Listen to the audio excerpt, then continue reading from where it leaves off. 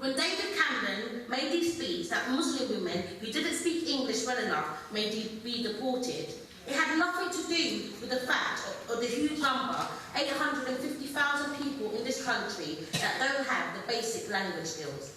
It was more driven by disgusting racism, Islamophobia and sexism. Our politicians and national papers scapegoat migrants, blame them for stretching the state and blame them for not being able to speak English. It's lazy politics and cheap journalism. Our English language classes aren't empty. Thousands and thousands of people desperate to learn are queuing up for ESOL courses across the country, 2/3 of them being women. Indeed, the vast majority of all adult learners are women, and a great many black women who are having their lifeline taken away because of the cut to our education, while at the same time being demoralised by this government's sinister prevent agenda. And comments like those made by David Cameron only a few months ago.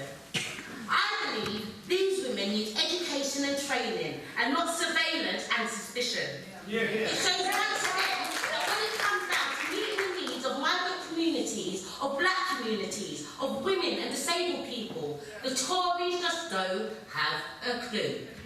As I mentioned, prevent. We have to challenge this totally uncounterproductive policy that demonises Muslim students. Muslim students should be that, students, not suspects. Here today to say loud and proud, no to racism, no to Islamophobia, no to anti-Semitism, and that refugees are welcome here.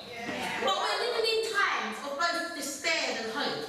I despair every single day at this disgusting racist media headlines which blames migrants of the lack of housing and lack of jobs, when we know it's the cuts the Tories are to blame.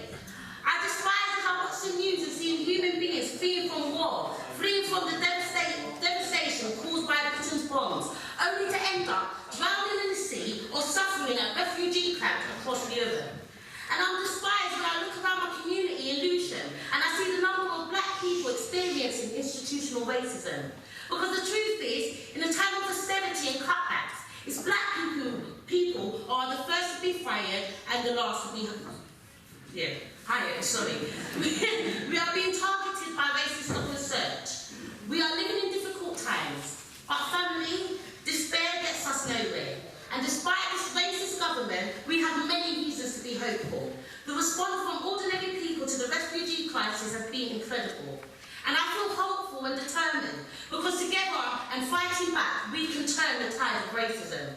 With leaders like Jeremy Corbyn and Natalie Bennett, with years of supporting and championing the cause of anti-racism behind them, I feel hopeful. Because at last, we have leaders who are going to be with us every step of the way in the fight against racism.